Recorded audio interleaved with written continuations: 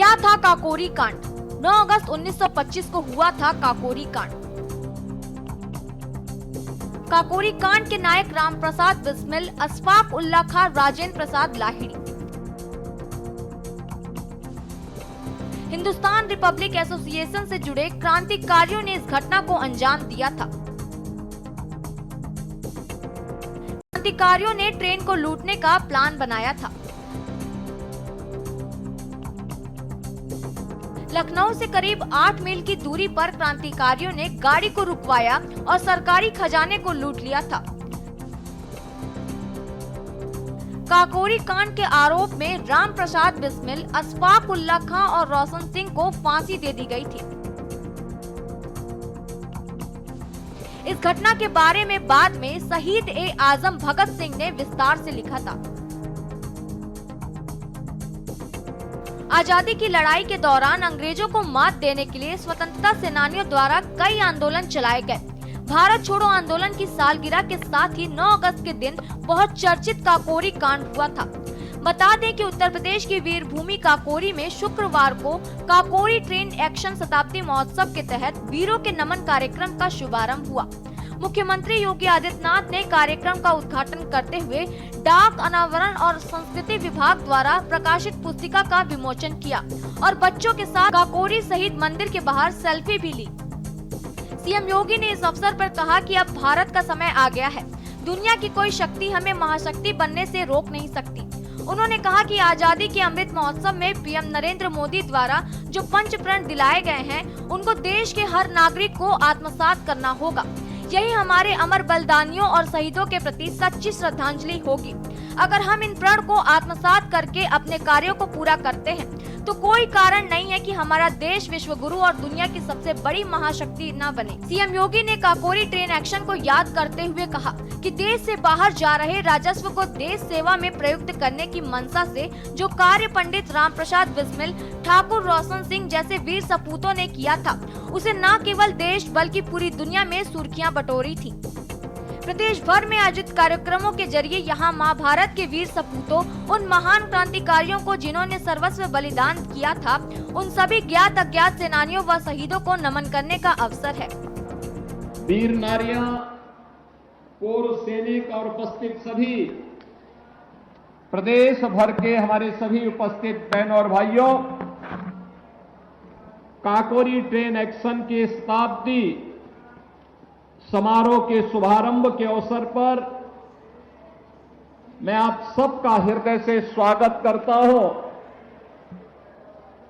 उन महान क्रांतिकारियों का जिन्होंने भारत की स्वाधीनता के लिए अपना सर्वस्व न्यौछावर किया था, उनकी स्मृतियों को नमन करते हुए देश के ज्ञात और अज्ञात सभी क्रांतिकारियों, स्वतंत्रता संग्राम सैनिकों, सेनानियों, शहीदों और भारत माता के लिए अपने आप को समर्पित करने वाले सभी ज्ञात अज्ञात सेनानियों को मैं नमन करते हुए अपनी विनम्र श्रद्धांजलि अर्पित करता हूं।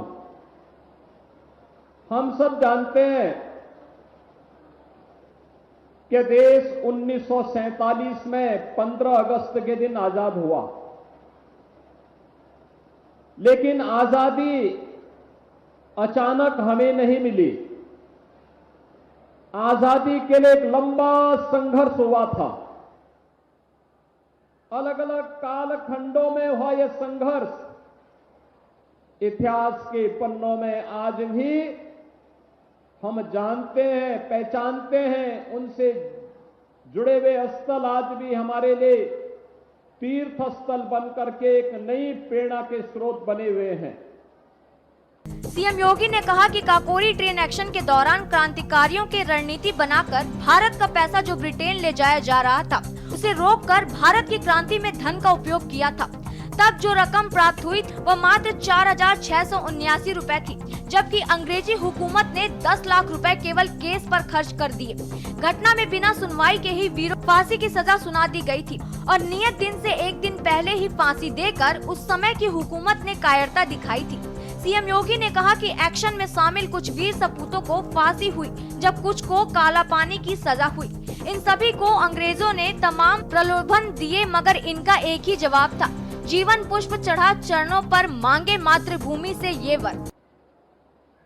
आजादी की इस लड़ाई का केंद्र बिंदु यद्यपि पूरा भारत था, लेकिन जैसे कि उत्तर प्रदेश की अपनी एक पहचान है, भारत की आध्यात्मिक और सांस्कृतिक पहचान के प्रतीक उत्तर प्रदेश प्रथम स्वतंत्र समर 1857 के इस अभियान को भी लीड कर रहा था। मंगल पांडे ने बैरकपुर में जहां इसकी अगुवाई की थी, वहीं एक साथ उत्तर प्रदेश के अंदर कहीं गोरखपुर में बंधु सिंह के द्वारा, मेरठ में जहां इस पूरे अभियान को नेतृत्व दे रहे थे धन सिंह कोतवाल,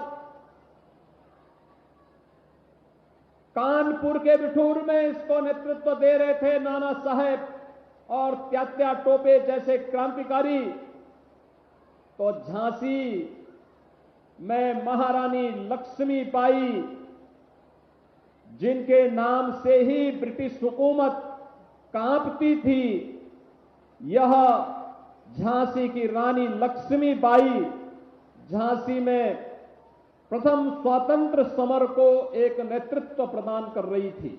तेरा वैभव अमर रहे, मगर इनका एक ही जवाब था, जीवन पुष्प चढ़ा चरणों पर, मांगे मातृभूमि से यह वर। तेरा वैभव अमर रहे माँ, हम दिन चार रहे न रहे। इसी संकल्प के साथ खुद को बलिदान करना स्वीकार किया, मगर हार नहीं मानी। आज आजादी इन्हीं शहीदों के बलिदान का परिणाम है। आजादी की लड़ाई केवल वहीं थमी नहीं, लगातार जारी रही। अभी 2 वर्ष पहले हमें उत्तर प्रदेश के अंदर चोरी चोरा की 1922 में घटित उस ऐतिहासिक घटना को शताब्दी महोत्सव के साथ जोड़ने का अवसर प्राप्त हुआ। 2023 आदरणीय प्रधानमंत्री जी के मार्गदर्शन और नेतृत्व में हम लोगों ने देश की आजादी के अमृत महोत्सव के आयोजन के साथ जुड़ने का अवसर हमें प्राप्त हुआ और आजादी के अमृत काल के शुभारंभ के अवसर पर ही काकोरी ट्रेन एक्शन के महानायकों के प्रति कृतज्ञता ज्ञापित करने का एक अवसर हमें प्राप्त हुआ है। बहनों और भाइयों, हम सब जानते हैं कि 9 अगस्त 1925 को इसी काकोरी में उस समय के महान क्रांतिकारियों पंडित राम प्रसाद बिस्मिल, ठाकुर रोशन सिंह, अस्फाउल्लाह खां, राजेंद्र नाथ लाड़ी,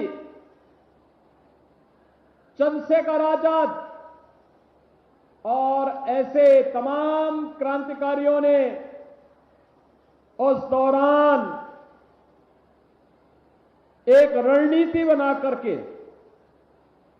भारत के खजाने में डकैती डालने के उद्देश्य से ब्रिटिश हुकूमत के द्वारा भारत का पैसा जो ब्रिटेन ले जाया जा रहा था, इसी काकोरी में उस पैसे को रोक करके क्रांतिकारी गतिविधियों के लिए उस धनराशि का उपयोग हो सके और भारत की आजादी के इस पैसे का सदुपयोग किया जा सके।